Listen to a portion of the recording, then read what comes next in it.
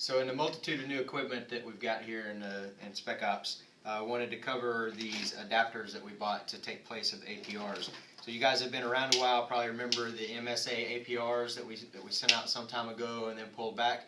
A lot of reasons why we're not issuing these back out, primarily because they're not fit tested to each individual member, so we're just not going to worry about them anymore. So we'll toss that to the side.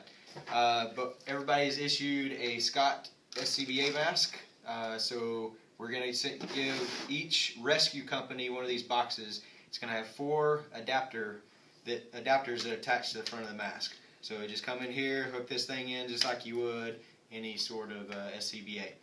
From here, we're going to issue you 6 P100 filters. It's just a HEPA filter, very similar to an N95, but just a little bit higher standard.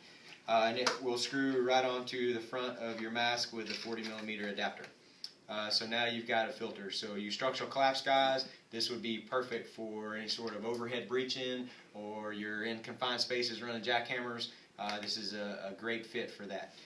So we've got APR adapters. You can put P100 filters on them. The other advantage to this particular adapter is you guys are issued the PAPRs. There's 2 on each rescue company, and there's 1 on ladder 31, soon to be 2. You can take your PAPR and screw it right onto the front of your mask now. And now you've got powered air purifying respirator. So you could take your canisters, screw them onto your PAPR, and kick that baby on, and now you've got powered air. So again, a good structural collapse add-on so that you can have that powered air so that your mask doesn't fog up while you've got it on like it would with just a regular canister screwed on the front.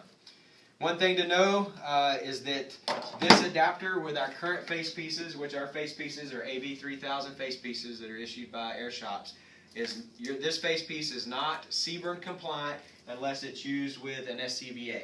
Okay, so that's the only way to get that compliance. So you have that positive pressure from your SCBA, so if you break your seal, those contaminants can't come in your mask. I did ask Scott if it would be CBRN compliant with a PAPR, since you do have positive pressure. The answer their answer was no.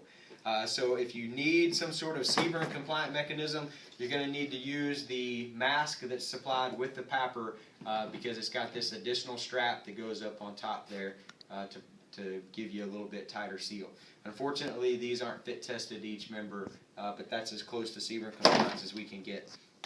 So again, to recap, your kit's going to have 4 adapters and 6 P100 filters. If you wind up needing more filters, just put in a Spec Ops trouble or service ticket, and we'll get those out to you. So if you got any questions, just give us a shout.